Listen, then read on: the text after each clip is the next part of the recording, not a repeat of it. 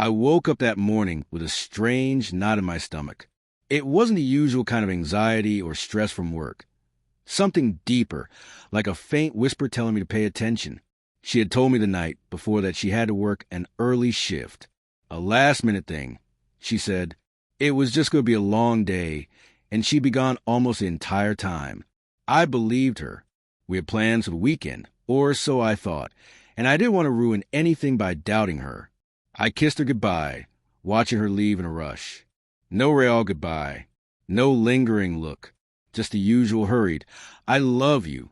See you later." I went out, pretending to head to my own job, but the truth was I didn't have any meetings or deadlines that day. I had lied to get some time to myself.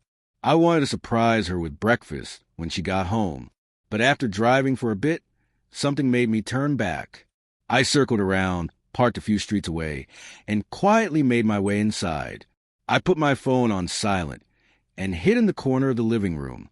The house was still, the kind of still that feels heavy with secrets. I tried to calm my racing thoughts, telling myself I was just being paranoid. Maybe I was overthinking. Maybe she really was just tired or caught up at work. But something didn't sit right. Hours passed. Noon came, then 1 p.m. Still no sign of her. The usual sounds of her moving through the house were missing. No washing machine running. No music playing. No calls or texts. Just silence, suffocating, eerie silence. Then around 2 p.m., the front door opened. Slowly. But it wasn't her. It was the sound of a man's footsteps. And not just any man, someone I recognized. My heart sank. I crept forward, quiet and careful, just enough to see without being seen. She was in the hallway, nervously fidgeting with her phone. Her face was flushed, her eyes darting toward the door as he arrived. He was a stranger, but I had seen his car around our neighborhood before. She smiled at him in a way I hadn't seen directed at me in a long time. They embraced like they were the only two people in the world. The way he looked at her made my stomach churn. They kissed, softly, like it was a secret. She whispered something, probably telling him to be careful, and he nodded like they shared an inside joke or plan. I could barely breathe. My head was spinning, but I didn't move. I stayed frozen, watching, needing to know how deep it all went. They moved into the living room and shut the door. Her phone buzzed repeatedly. I caught glimpses of the screen. Sweet nothings, apologies for the secrecy, plans to meet again. She thought I was at work. That alone felt like a punch to the chest. How long had this been going on? Weeks? Months? The lies I believed, the trust I'd given. Suddenly it all felt hollow. He stayed for about an hour, but it felt like a lifetime. When he left, I stayed hidden, heart pounding, mind racing. I wanted to scream, to storm out, to break something, but I didn't. I just stayed there. Hours later, she came home as if nothing had happened.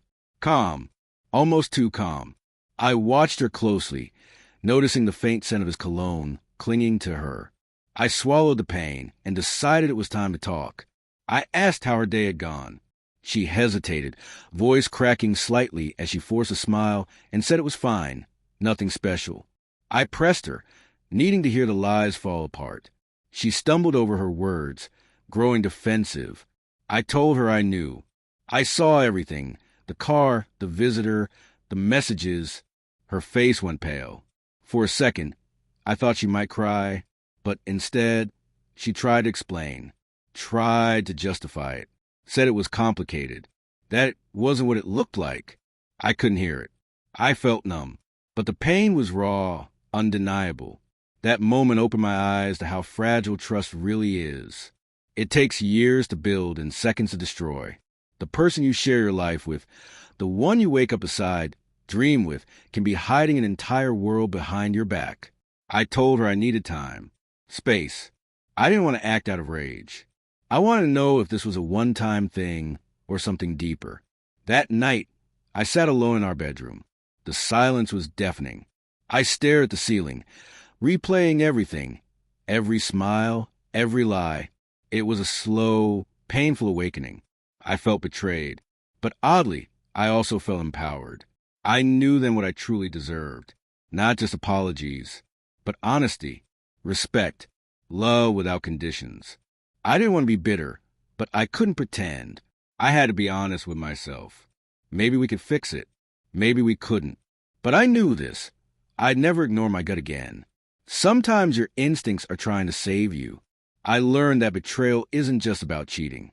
It's about breaking faith, about being let down by someone who promised to protect your heart. And in moments like that, strength is choosing yourself, even when it hurts.